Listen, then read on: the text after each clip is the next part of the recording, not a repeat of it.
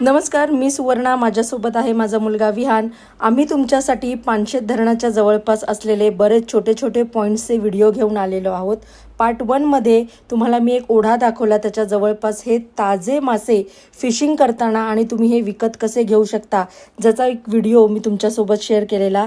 त्याला तुम्ही सगळ्यांनी खूप छान प्रतिसाद दिला, त्याबद्दल थँक्यू. पार्ट 2मध्ये मी तुम्हाला पानशेतच्या जवळ असलेल्या एक सुंदर छोट्याशा धबधब्यांविषयी माहिती सांगणार आहे, त्यामुळे व्हिडिओ शेवटपर्यंत नक्की बघा. पुण्यापासून 1 तासाच्या अंतरावरती असलेले पानशेत धरण हे पुण्यामध्ये खूप फेमस आहे आणि जसा पावसाळा सुरू होतो तेव्हा इथे असलेले छोटे छोटे ओढे, धबधबे अतिशय सुंदर आणि बघण्यासारखे भरपूर वन डे पॉईंट तुम्ही भटकू शकता, इतके हे फेमस असतात. बरं, आता ह्या लोकेशनविषयी मी थोडक्यात सांगते.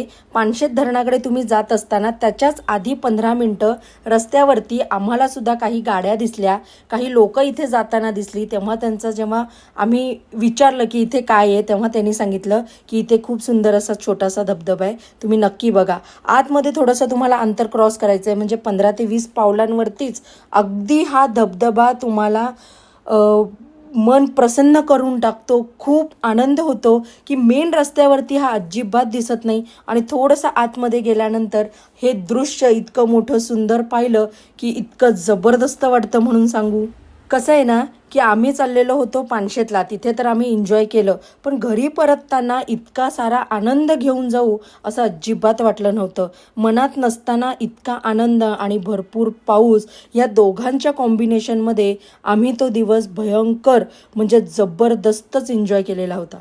आणि माझ्यापेक्षा जास्त माझ्या नवऱ्याने आणि मुलाने पाण्यामध्ये बसून, ओले होऊन, पाण्यामध्ये खेळून चक्क 2 तास कसे घालवले हे काहीच कळलं नाही.